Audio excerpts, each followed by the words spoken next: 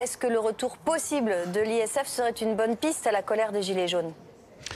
Oui, à l'évidence, c'est une bonne piste que nous avons, nous, députés socialistes, demandé depuis 1 an et demi, parce que c'est de là qu'est né le sentiment d'injustice de la politique qui est suivie dans notre pays. Et je pense que aujourd'hui, les annonces du gouvernement, elles restent floues, parce que c'est bien de dire qu'on va évaluer, tant mieux. Mais je rappelle juste une chose, c'était déjà inscrit dans la loi de finances qui est passée ce mois de novembre, donc il n'y a rien de neuf.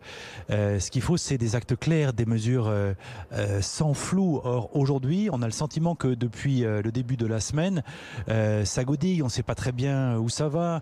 Un jour une annonce, le lendemain une autre. Et donc, il faut de la clarté de la part du gouvernement, et surtout, il faut des annonces fermes. Et c'est ça qu'aujourd'hui, nous attendons, bien sûr. Et assez intéressant, peut-être, en tout cas, dans cette crise et dans la tentative de réponse du gouvernement, c'est qu'aujourd'hui, quand on est au pouvoir, il va falloir rendre des comptes, c'est-à-dire dire on prend une mesure et on envoie les résultats, d'où cette idée évidemment d'évaluation concernant l'ISF, mais on a le sentiment que c'est une demande plus générale, plus globale des Gilets jaunes.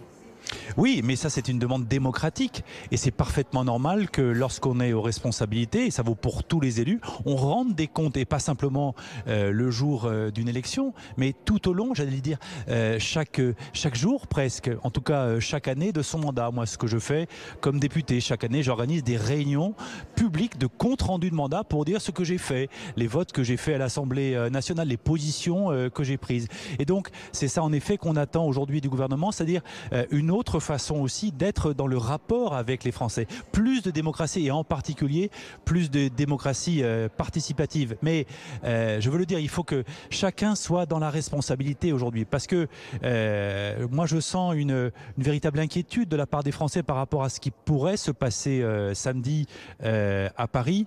Donc moi j'appelle chacun à respecter des droits mais aussi des devoirs. Et ça, c'est très important que chacun assume ça, qui qu'on soit.